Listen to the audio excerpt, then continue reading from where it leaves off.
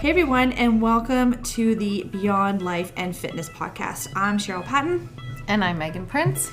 We started this podcast as a way to connect with more people who are struggling to fit it all in. The workouts, the food, kids, work, and relationships. We know that we're not perfect, but we hope that through our struggles and our mistakes and our failures and our successes that we can help more people through their challenges and be successful. So if you want some tips and tricks to help you along your journey to be the best version of yourself, then this is it. All right, everybody, we are back with episode number 7, and this episode comes from a question that I had posted on my socials, and in terms of, a topic that you would like to have discussed on the podcast. And the one main one that came up was how to eat more protein, how to get more protein into our diet. And I know it is a struggle for a lot of people, and we're going to keep this podcast pretty short, simple, and to the point. But I'm going to start off with 4 things that you can do. Sure. And then you can fill in my gaps. Fill in my gaps. So one is increase the serving size. So if you're accustomed to eating something like the size of your palm, which is approximately 4 ounces, up it to 5 ounces. So that is one very easy way. Just give yourself a bigger portion of the protein that you are having. Another one is investing in a good quality protein powder, and you can have protein powder not just as like a straight up protein shake. You can add it to oatmeal, you can add it to yogurt, you can throw it into your smoothies. So again, another way that you can get some protein into the diet, especially in the morning. Keeping protein convenience close by. So for example, like canned tuna, canned salmon. I think there is canned chicken out there. I don't know if I'd be a big fan of that, but the one from Costco actually is not that bad. It's not that bad. When we lived in Taiwan, it was hard to find like really quick, easy stuff. So they actually had a Costco, which was called Carrefour out there. So I would go and get that chicken, and there would be like 6 big, huge cans of that chicken. So that chicken is not so bad, but you still there's still obviously chemicals in it. So.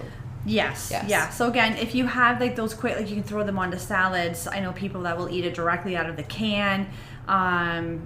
So yeah, that's a quick, easy way to get some protein in. Another favorite of mine is beef jerky. It can be a little higher on the sodium side, but again, it's very quick, it's convenient, it comes in a bag, you can travel with it. So for sure, that is another way to do as well. And then something else that I know a lot of people do are the protein pancakes.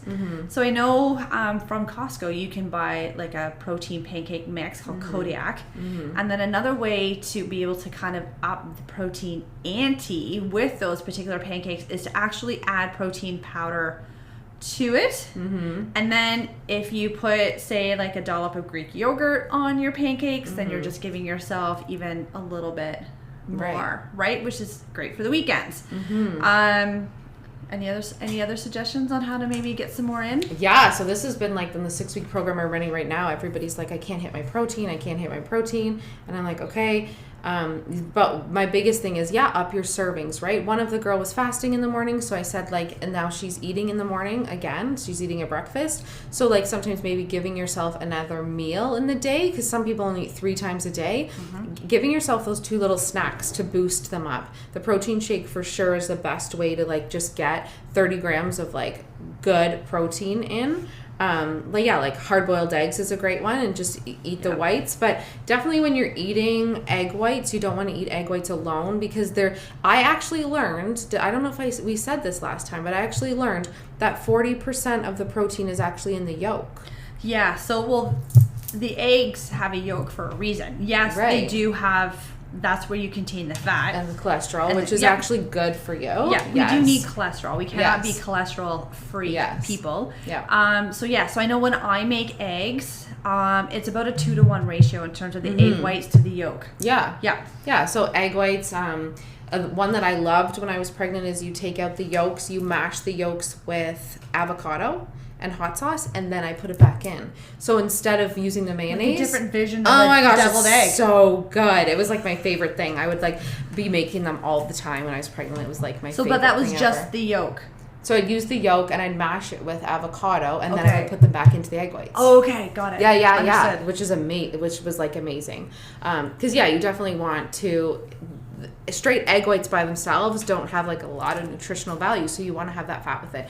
The other two things in the book that I'm reading three things that I'm reading in this book right now about increasing your metabolism in regards to protein is gelatin is a huge one. So gelatin not only is it really good for your gut health, but it also is high in protein. So I've been making gelatin gummies for the girls, and that is like a really big one. And I'll do it with orange juice and lemon juice, and then we'll just make them into little gummies, and they'll eat those during the day. And it's super good for your gut health. So if you're having gut health issues, increasing your protein through those gelatin gummies, and gelatin you can add to smoothies as well, like it can thicken it up. Some gelatin doesn't thicken things up and some does, so it kind of just depends which one you're using. We're using a cooking one right now, and that one does. And then on that note of gelatin, bone broth. So that was the other one thing I was going to say. Bone broth is a huge, like massive for collagen, right? If you're making your bone broth and you have like bone marrow because you want it to get out, like you want to actually get out all of the collagen in there, then what I realized is that thick, gooey, gelatinous sort of stuff on there, I was like, oh my god, like I just want this like chicken broth that's like nice and clear, but that gooey thickness is actually the collagen that's in it. So that's the stuff that you want when you're cooking it. So my daughter's having digestive issues right now, so we're doing gelatin and we're also doing bone broth, so like 1 or 2 cups of it a day. So add it and make like a chicken soup, or add it to, like just have a cup of it, right? Or add it to your rice. You could add it to your rice when you're cooking your rice. Rather than water. And then the other one is milk. So they're talking, the book that I'm reading about is unpasteurized milk, which is actually so much healthier for you than the milk that we get in the stores. I grew up on a dairy farm, so I grew up on raw milk. You did? Mm-hmm. Oh my gosh. So yes. But it's illegal. You can't legally buy it in Ontario. Right. But this is what drives me crazy, because when I'm reading about milk and like what's actually in it and how they actually have to like, whatever, it's actually really not good for you. And people that are lactose intolerant can actually have unpasteurized milk and they don't have any issues. Because it's in its whole raw, natural state. Yes. So raw unpasteurized milk is actually it is like one of in the book that I'm reading right now, and she explains like the whole thing about it. It is actually Do you know the name of the book? Yeah. Increasing Your Metabolism by Kate Deering, I think, Deering. But it talks about how milk is like so easily digestible, so high in protein and really good fats, and so many vitamins and minerals. So unpasteurized milk is like a huge one. So yes, it's illegal in Canada. Can you get it? Yeah. But organic, like if you can do the organic like grass-fed milk, if you can find that, then that's, because the problem is that when those cows are eating the grains and all that stuff, there's soy and corn in it, and then it's going into our milk, right? So then we're ingesting more estrogen causing hormones into our body and things into our body. But so yeah, bone broth, gelatin, and milk were like the 3 things, because when I'm thinking about it, you don't want to eat chicken and beef and all that stuff like every single meal of every single day, which I have done before, but you're getting so much toxins into your body while you're doing that. So those 3 things would be super easy to throw into smoothies, like throw onto your cereal, just have a glass of milk. Yeah. Like milk's actually like really super good for you. Because as a kid, like I never had any reactions with milk, right? And then and I didn't initially either. When my dad sold all of his dairy, right? My mom then obviously had to start buying milk, and I don't remember any issues. It's only been within the last, and so I don't know if it's an age thing. I don't know if it's a hormonal thing, because I'm definitely perimenopausal. But yeah, like if I were, and I love Greek yogurt. Like it's so good. Yeah. If I eat Greek yogurt, within 10-15 minutes, I am bloated. Whoa. 100%. Like it is like... So I wonder if you got some unpasteurized milk and you made yogurt out of it, and then see if that would like make a difference for you. Yeah, it would be an experiment. I just think it's so funny, and we can't really go into this because I know it's like illegal and all this kind of stuff, but that you lived on a dairy farm and that you guys drank the unpasteurized milk because it was our cows, because we own the cattle. So if you own the cows producing the milk, you can have the raw milk off of your farm. Right. You just can't sell it. Right. Yes. But you guys were getting all the good stuff for so long. We were. It's so decades. Healthy and good for you, right?